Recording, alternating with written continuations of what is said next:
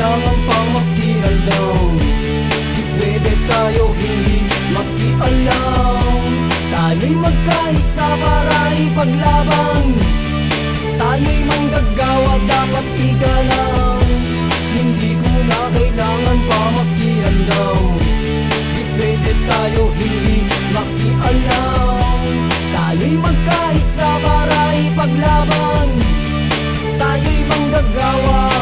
Kapitalista ang siyang may akda, sa manggagawa ay parusa. Sila yung walang puso at kaluluwa, basta sila kumita ng maraming kwarta.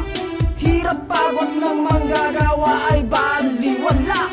Pag humingi ka ng kunting barya, sasabihin sa inyo luging-lugi pa sila. Pero wag ka pag sila pumorma, makikita mo mga sasakyan na magagara.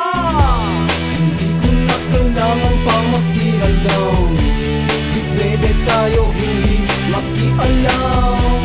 Tayo'y magkaisa para ipaglaban.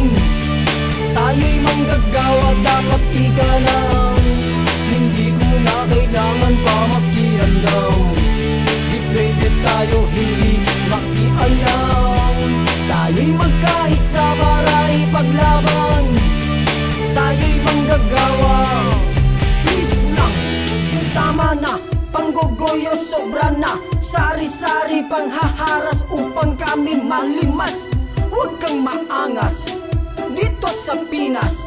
Batas ng manggagawa ay nababalot ng lakas. At teka muna, bakit si Linda di pa tapos kontrata at bakit tinanggal nyo na?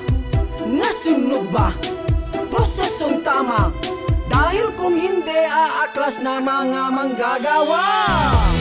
Hindi ko na kailangan pang makialam. Di pwede tayo hindi makialam.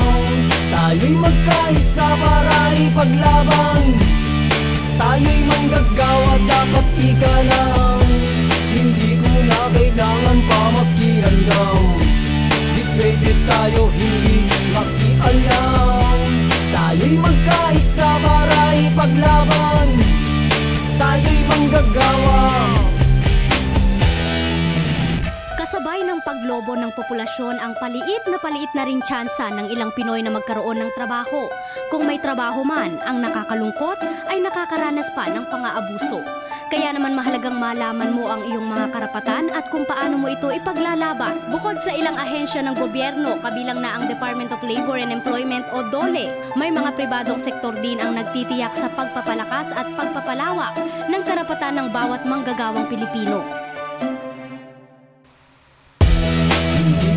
Kailangan pang makialam. Di pwede tayo hindi makialam. Tayo'y magkaisa para ipaglaban.